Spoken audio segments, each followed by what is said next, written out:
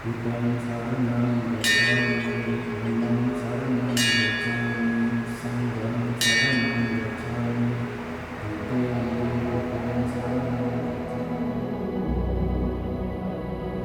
Jadi meskipun saya suku Jawa, melihat ada suku Karo, suku asli dari Sumatera Utara yang ingin belajar agama Buddha. Dan untung saja saya berjodoh berkarma baik untuk berjumpa kepada masyarakat suku Karo yang beragama Buddha di sini, sehingga saya bisa memberikan pelayanan yang jauh lebih sering daripada saat itu. Oh, siapa yang kok? Kita tiap tahun ada pulang ke Medan. Jadi kami memang sudah terbiasa dari kecil berbineka. Jadi kita tidak diharuskan untuk berkeyakinan yang satu jenis, tetapi kita masih dipersatukan dengan adat budaya istiadat suku Karo.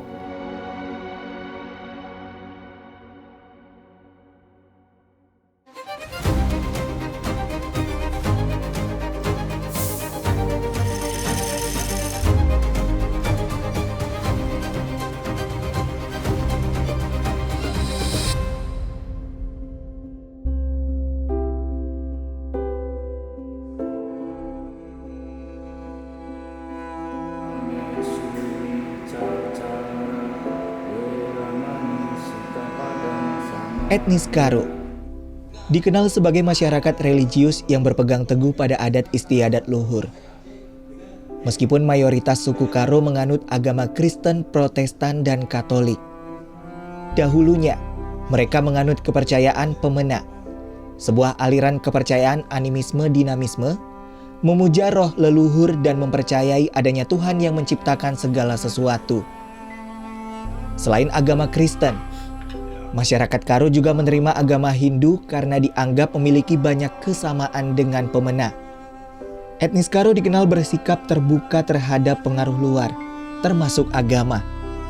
Tak heran jika masyarakat Karo yang tinggal di pegunungan dan berbatasan dengan wilayah Aceh juga banyak yang memeluk agama Islam.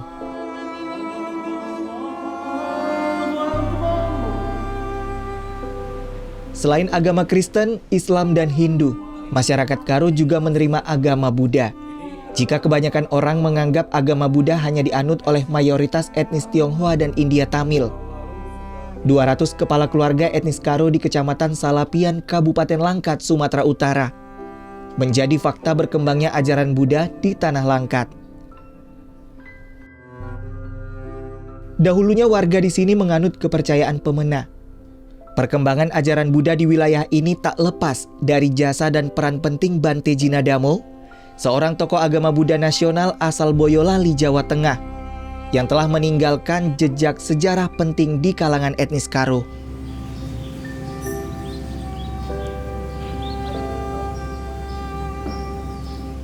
Pujiyatno adalah seorang pandita yang mengurus kebutuhan rohani umat Buddha Karo di Langkat. Kesamaan asal yakni dari Boyolali, Jawa Tengah seperti Bante Jinadamo, membuat dirinya bersemangat untuk menebarkan dharma di kalangan etnis Karo Langkat. Namo Sayang Adi Budaya, nama budaya. Perkenalkan, nama saya Upasaka Pandita Pujiyatno Pujayadharma. Saya berasal dari suku Jawa, yaitu dari Dukuh Ngelo, Kecamatan Ampel, Kabupaten Boyolali. Yang mana saya di sini berperan sebagai pandita yang memberikan pelayanan dan pembinaan kepada umat Buddha suku Karo. Tetapi saya bukan salah satunya, karena ada tim Darling sebanyak 13 orang. Nah, pelayanan yang saya berikan itu dalam bentuk pelayanan suka maupun duka. Jadi misalnya pelayanan suka dalam hal pemberkatan perkawinan, kemudian menempati rumah baru, memimpin ibadah saat Waisak, Katina, Asada maupun Maga Puja. Dan kalau misalnya pelayanan duka, ya misalnya pelayanan saat ada upacara kematian, kemudian ada orang sakit baik di rumah maupun di rumah sakit, ataupun dalam hal peringatan kematian. Nah, di Buddha ini ada pelayanan doa, peringatan 3 hari, 7 hari, 49 hari, 100 hari, bahkan tahunan 2000 hari juga ada gitu. Jadi meskipun saya suku Jawa, namun saya suka dengan pelayanan ini karena memang melihat ada suku Karo, suku asli dari Sumatera Utara yang ingin belajar agama Buddha. Jadi kala itu meskipun saya itu bertempat tugas di Tapanuli Utara, ya, pertama kali saya bekerja di Kementerian Agama di sana, saya pun rela sempat meskipun harus berjalanan 10 jam dari sana untuk mengunjungi daerah ini. Dan untung saja saya berjodoh, berkarma baik untuk berjumpa kepada masyarakat suku Karo yang beragama Buddha di sini, sehingga saya bisa memberikan pelayanan yang jauh lebih sering daripada saat itu. Gitu. Sebenarnya mulai dari awal pertemuan dulu ya, sebenarnya agama Buddha ini sudah mulai dikenal sejak tahun 1975. Ada tokoh-tokoh Karo yang saat itu masih beragama atau beraliran kepercayaan pemenah, itu tertarik dengan ajaran Buddha. Ada yang namanya Bapak Ngikut Sitepu, kemudian Bapak Ndriken Sitepu, ada Pak Gancih Sitepu. Nah, mulai dari Pak Ngikut Sitepu, beliau tertarik dengan ajaran Buddha hingga membawa beliau berjumpa dengan Biku Jinadamo dan juga Biku Asin Jinaragita. Nah, yang unik lagi Bapak Ndriken Sitepu, orang dari suku Karo yang berasal dari Parangguam.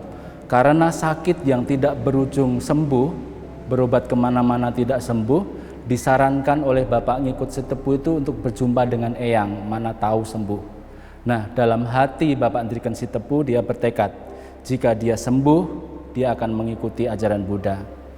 Ternyata setelah belajar agama Buddha dia sembuh, jadi dia bertekad kuat untuk memeluk ajaran Buddha, sehingga dia kemudian sama Bante Jinadamo disarankan untuk belajar agama Buddha dengan serius, sekolah di PGA. Saat itu ada pendidikan guru agama Buddha yang bisa mengajar agama Buddha, gitu. Berkembangnya ajaran Buddha di Tanah Langkat adalah hasil jeripayah almarhum Bante Jinadamo pada tahun 1980. Biku ini rela berjalan kaki selama 7-9 jam untuk mencapai desa Parangguam di Kecamatan Salapian, Kabupaten Langkat. Di sini, ia berdialog dengan warga yang masih menganut aliran pemenah. Hingga akhirnya warga mengenal dan menerima ajaran Buddha. Di wilayah ini, juga berdiri wihara tertua di Kabupaten Langkat bernama Wihara Sriwijaya. Jadi berawal dari Bapak Ngikut Sitepu tadi yang mulai mengenal ajaran Buddha, kemudian bersama dengan Biku Sangga kala itu pertama kali membuat wihara di tanah Kabupaten Langkat itu di Dusun Adin Tenang, Desa Beruam, Kecamatan Kuala, namanya Wihara Buddha Agung. Dan di sana juga dibangun Cetia Panca Bena-Bena. Nah, kemudian ini lebih berkembang ketika tahun 1980-an, di mana melalui jalur kekeluargaan, Bapak Ndriken Sitepu bersama Bante Jinadamo dan putra-putra Karo lainnya yang sudah belajar agama Buddha bersama Bante Jinadamo menuju ke desa Parangguam. Nah, dari sana berita kesembuhan Bapak Ndriken Sitepu dan juga beliau sudah belajar agama, inilah yang membuat daya tarik kekeluargaan ini, mereka ikut belajar agama Buddha. Konon Bante Jinadamo harus berjalan selama 7 hingga 9 jam ya, karena memang akses ke sana untuk saat ini aja masih sulit, apalagi pada era tahun 1980-an, jadi harus berjalan kaki. Ya, dari sana dibangunlah sebuah cetia awal mulianya di Dusun Parangguam Lama, namanya Cetia Sakya Kirti, yang sekarang menjadi Wihara Sriwijaya, dan juga membangun di sini Wihara Kasapa. Ini hampir bersamaan ya, karena akses ke sana masih sulit, dibangunlah Wihara Kasapa ini di tahun 1983 ya, diresmikan di tahun 1984. Jadi perjuangannya Bante Jinadamo mulai dari situ. Ya, tentu saja Wihara Sriwijaya menjadi sangat penting ya, karena dari sanalah melahirkan tokoh-tokoh Karo yang kemudian mengajarkan ajaran Buddha. Dari sana, dari berawal sebuah cetia yang kecil, kemudian karena sudah tidak muat lagi mereka antusias untuk belajar agama Buddha, kemudian dibuatlah Wihara Sriwijaya yang lebih besar. Dari sana kemudian melahirkan biku-biku muda, yang di sana ada Biku Kantadamo, Biku Dhammajoto, kemudian ada Biku Buripanyo awal-awalnya. Pemena pada saat itu meyakini ada sebuah tradisi berjumpa dengan leluhur, mengundang para leluhur untuk melakukan penghormatan. Namanya Erpangir Kulau. Mandi menyucikan hati untuk mendapatkan petunjuk-petunjuk baik. Nah, di dalam ajaran Buddha, ini sama halnya ketika umat Buddha beribadah. Mengundang dulu para dewa untuk turut serta mengulang kembali ajaran Buddha.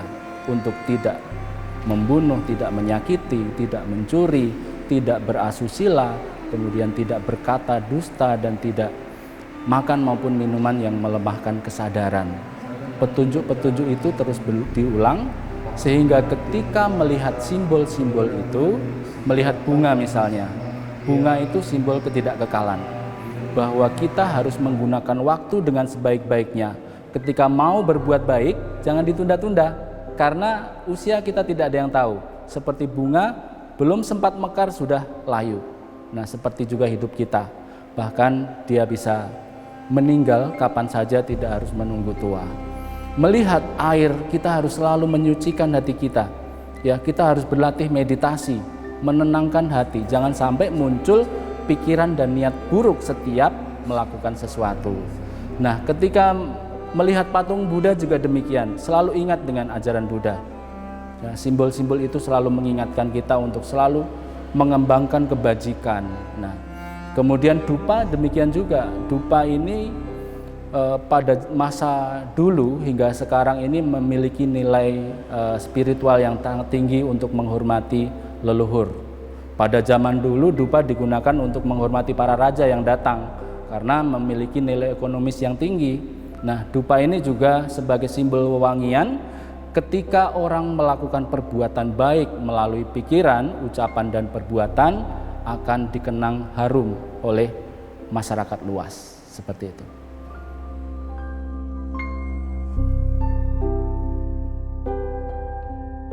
Selain Wihara Sriwijaya di Parangguam, Wihara Mahakasapa di Desa Turangi Salapian Langkat kini menjadi pusat pembinaan umat Buddha Karo Langkat.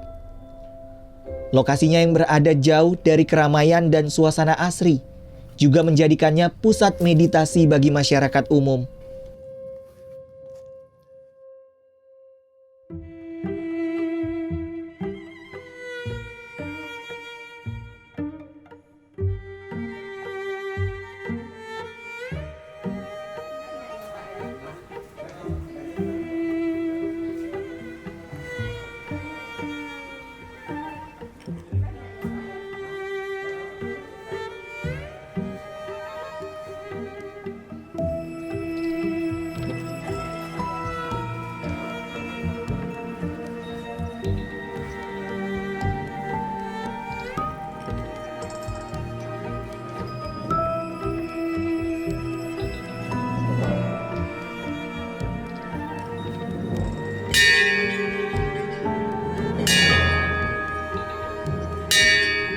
Jejak Bante Jinadamu dalam menyebarkan agama Buddha di Tanah Langkat kini diteruskan oleh masyarakat Buddha Karo.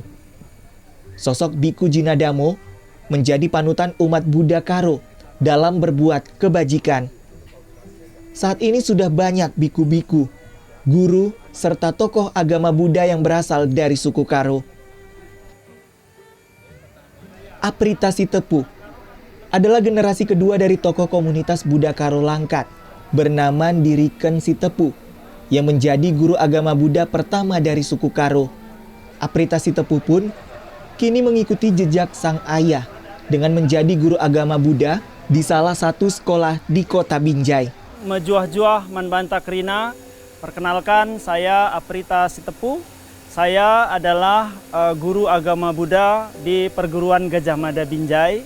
Saya bisa dikatakan generasi kedua dari umat Buddha Karo di Langkat.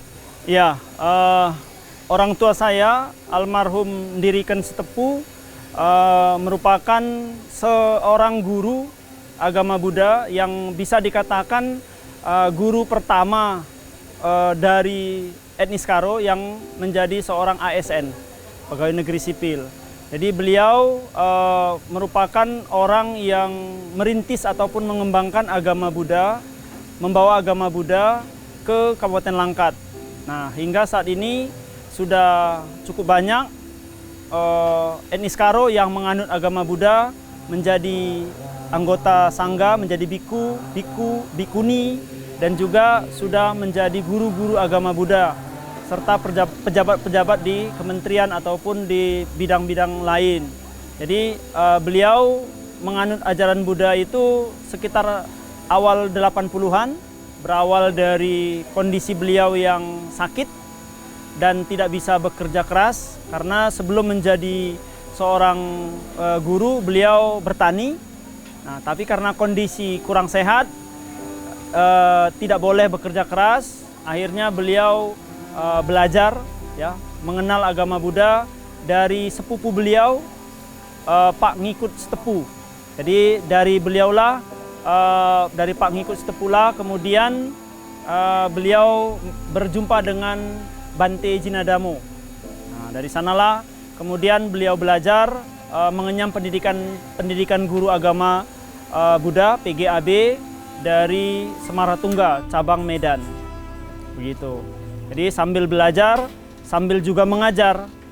Ayah saya dulu, almarhum Bapak Ndiriken Setepu, mengajar sampai di Tebing, di Belawan, di Tandem, bahkan juga sampai terakhir beliau di Gajah Mada Binjai juga. Iya, benar. Ini menurut penuturan beliau, ketika beliau masih di kampung, sebelum turun ke Medan, belajar di Medan, beliau diajak oleh sepupunya tadi, Pak Ngikut Setepu, dan berjumpa dengan Bante Jinadamo di Wihara Borobudur Medan. Di sana Bante Jinadamo hanya melihat garis tangannya dan menanyakan tamatan beliau, dan beliau menjawab beliau tamat SMA. Oke, Bante Jinadamo mengatakan, ya sudah, kalau begitu silakan kamu berdoa apa yang kamu mau doakan di depan altar Buddha, kan begitu. Karena beliau memang tidak pernah mengenal agama Buddha apa, dia juga nggak tahu mau berdoa apa, mau bilang apa, meminta apa.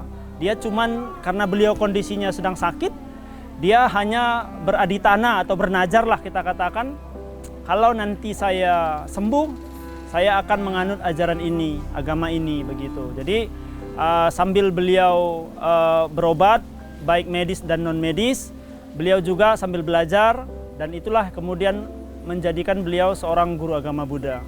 Saya kalau boleh jujur dibilang mungkin ini garis keturunan, tapi sebenarnya saya sih tidak punya cita-cita jadi guru sebenarnya.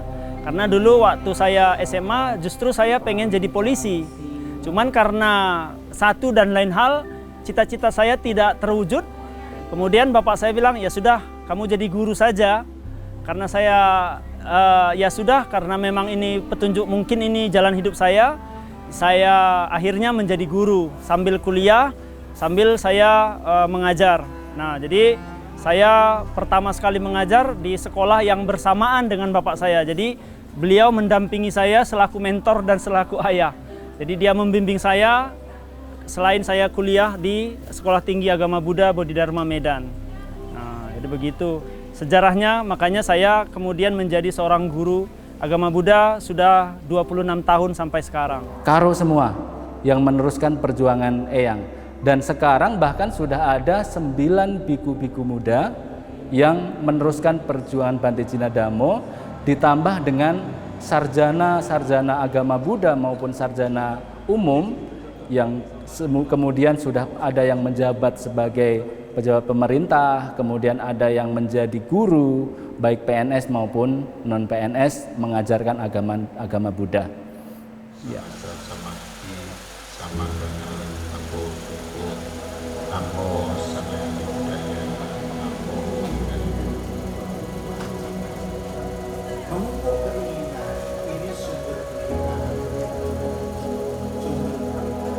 Suku Karo mungkin selain juga beragam adat budayanya juga punya satu kelebihan menurut saya ya selaku orang Karo, yaitu orang Karo itu terbuka dengan berbagai perbedaan-perbedaan termasuk agama. Karena apa? Prinsip kami suku Karo ketika dia menjunjung adat istiadat budaya Karo, dia adalah saudara. Jadi apapun keyakinan Anda, ketika kita masih satu adat budaya yang sama, kita akan bisa menjadi saudara. Jadi bukan keyakinan yang sama yang sudah menjadikan satu ikatan yang kuat, tapi budaya adat istiadat itulah yang menjadikan kita menjadi satu keluarga yang kuat begitu. Ya, kalau saya pribadi dari pihak orang tua saya, ayah saya 8 bersaudara, itu mayoritas beragama Muslim, ada yang beragama Kristen dan hanya ayah saya yang beragama Buddha. Dari ibu saya ada 4 bersaudara, ibu saya saja yang beragama Buddha, saudara-saudaranya beragama Kristen. Kemudian juga dengan istri saya, ya setelah kami menikah, beliau mengikuti keyakinan saya, yang lainnya juga beragama Kristen. Saya sendiri bersaudara 2 orang, saya yang beragama Buddha, sementara adik saya juga Kristen. Jadi kami memang sudah terbiasa dari kecil berbineka. Jadi kita tidak diharuskan untuk berkeyakinan yang satu jenis, tetapi kita masih dipersatukan dengan adat budaya istiadat suku Karo gitu. Saat ini sudah ada 200-an kakak ya yang menyebar di beberapa wihara di 3 kecamatan, yaitu Kecamatan Kuala, Saibinge maupun Salapiam. Mereka berkumpul setiap hari-hari besar keagamaan Buddha. Yang pertama setiap hari Waisak mereka berkumpul. Kemudian saat perayaan Katina, ya. Kemudian saat perayaan Maga Puja maupun saat Asada. Nah, di samping itu pada momen-momen tertentu ada safari damatok maupun acara bersama, perayaan ulang tahun wihara misalnya. Nah, itu mereka berkumpul bersama-sama untuk minum bersama, ya kan? Kemudian membaca parita untuk mendalami ajaran Buddha. Harapan kami sebagai boleh dikatakan generasi kedua dari umat Buddha Karo Langkat, janganlah regenerasi ini putus di kami. Kami berharap penyebaran ajaran Buddha ini terus sampai ke generasi-generasi selanjutnya. Makanya kami ada tim kami namanya tim Dharma Duta Keliling, di mana ketuanya juga adalah Pak Densi Ginting, suku Karo, tapi beliau dari Karo Deli Tua. Kami terus membina umat-umat Buddha Karo yang ada di Kabupaten Langkat. Ada sekarang 7 wihara, dan juga kami mencarikan atau menyekolahkan anak-anak SDM muda ini supaya mereka memiliki pendidikan yang baik. Jadi kita meyakini bahwa dengan pendidikan, dengan ekonomi yang baik, maka agama Buddha di komunitas Buddhis Karo ini tetap eksis dengan ekonomi baik dan pendidikan yang baik. Begitulah harapan kami.